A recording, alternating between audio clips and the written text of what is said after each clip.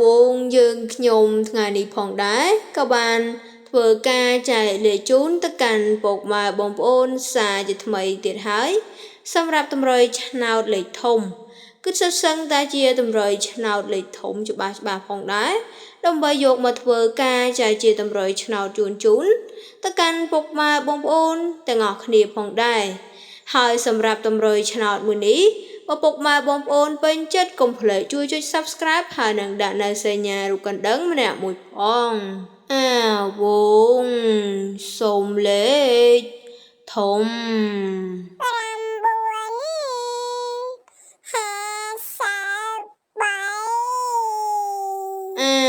វងសូមលេខធំ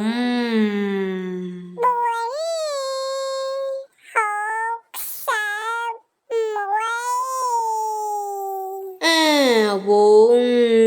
សូមលេខធំ